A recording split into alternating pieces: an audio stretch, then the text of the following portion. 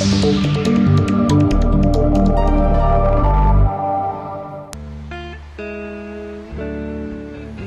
route starts way up north in the Norwegian border town of Kirkenes. If you go straight ahead, you'll find the North Pole.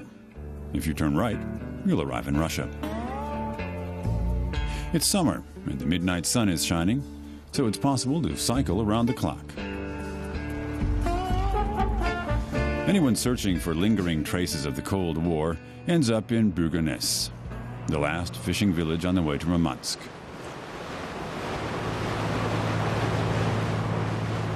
Yngve Pedersen has spent half his life on the Barents Sea. He can remember well the time when Soviet patrols monitored every fishing trip. We've always said, whatever happens anywhere else in the world, why in God's name would they attack us? Besides, we had NATO backing us. That was useful.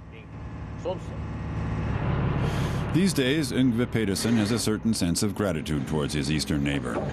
The red king crabs he's pulling up from a depth of 132 meters were once released here because dictator Joseph Stalin wanted the local people to have something nourishing to eat. They aren't native to these waters, and environmentally they're a disaster because they devour everything else.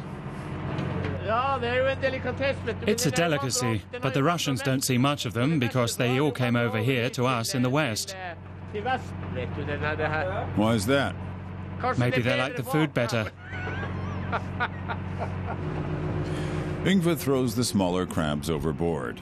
Here, small is relative when you're talking about crabs that measure up to 1.8 meters across.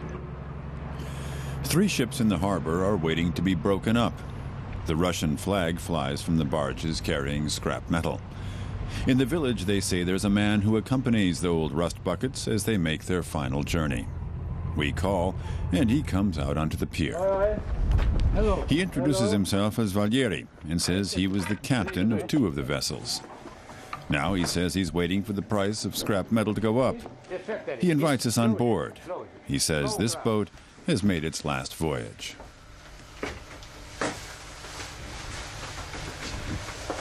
The ship is dead.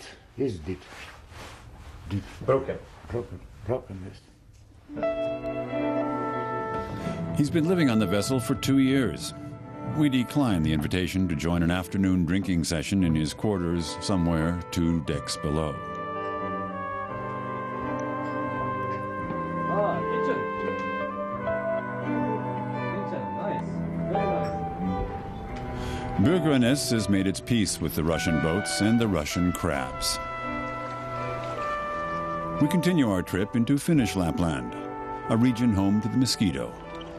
The border crossing at Lake Yanari is usually patrolled by a single guard.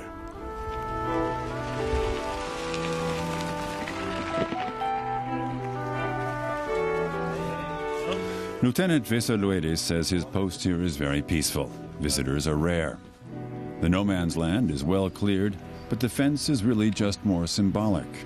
The buffer between the 2 countries is measured and marked out. It's 10 meters wide, and from this point to the south we have 1,200 kilometers. In the land of countless lakes, the border runs right through the water. It's an isolated area with a population density of around 2 people, 2 reindeer, and 1 billion mosquitoes per square kilometer.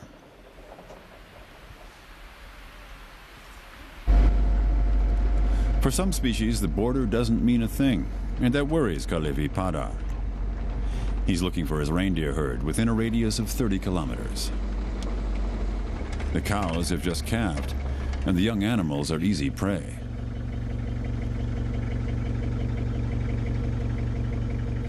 Kalevi is a Sami and responsible for a herd of reindeer. The Sami are indigenous to this region. Kalevi doesn't like the fact the border is so easily crossed by his animals.